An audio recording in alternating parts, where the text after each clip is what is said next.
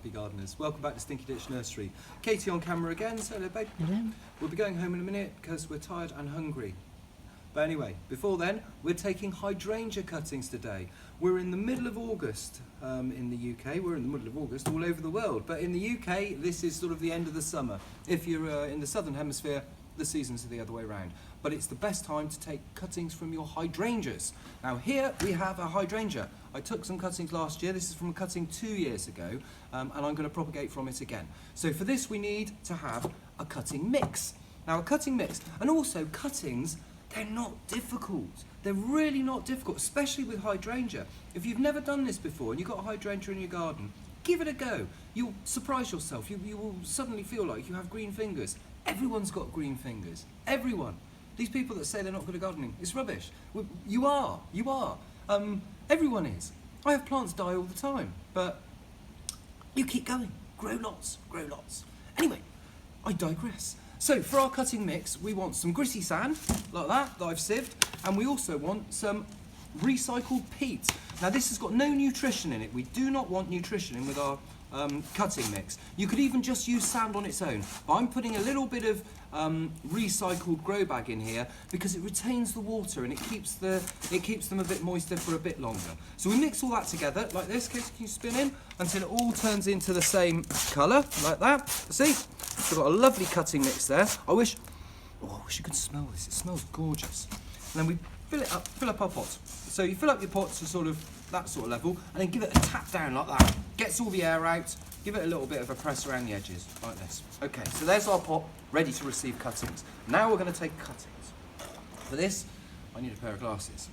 Anyway, Katie, if you can spin in. Now we're looking for a stem that hasn't flowered. You can see that this hasn't flowered. These ones flowered, and we've cut the flowers off. We've cut the flowers back already. But this one hasn't flowered. Now I'm going to go back to a place just underneath where the leaf comes out of the plant, there, with a sharp pair of snips. Snip it off like that.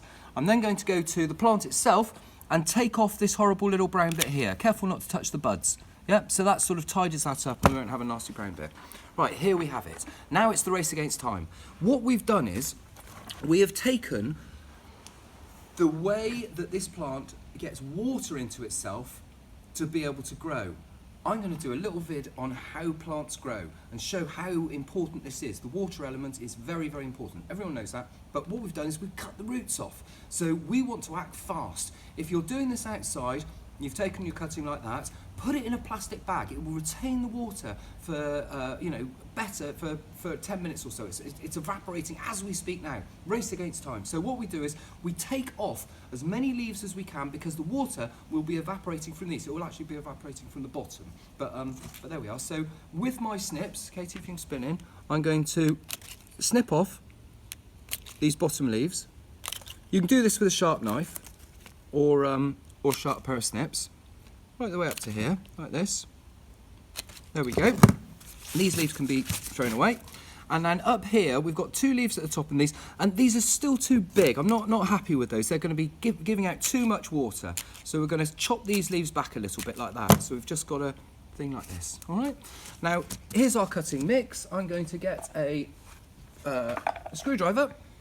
You can use any sort of pokey thing and poke it around the edge. We put them around the edge because this is the last part of the pot to dry out and we want to keep these things moist. So you pop them in like that, there we go. Give them a little bit of a press down, like that. And that's it. Now I'll do one more, let's do one more. Here's another one, hasn't flowered, so snip him off just below there. Then we chop off any excess leaves that we don't need, like this. Like that. Now these leaves at the top are again quite large, so I'm going to chop them down a bit. You can do this with a sharp knife, but make sure that it is a sharp knife and pop it onto a table. So there we go, we're done like that. Pop them in the edge like that again, and then in it goes. Now I'm now going to pop this in a bowl of water to soak it. Katie, if you can spin down a bit. There we go.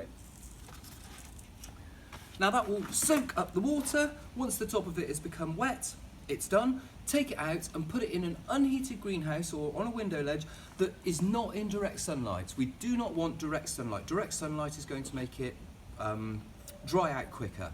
And this is the main thing we want to do. We want to retain the water. Every day we're also going to give it a mist. We're going to mist these leaves, and the water on the leaves will stop the water from evaporating from the plant. Within a couple of weeks, 2-4 weeks, something like that, these will have rooted, and we'll pot them up, and I'll do another video on that, and we'll have lovely hydrangeas next year. Anyway, it's been Robbie Phoenix down at Stinky Nursery taking the hydrangea cuttings, and thank you ever so much for watching.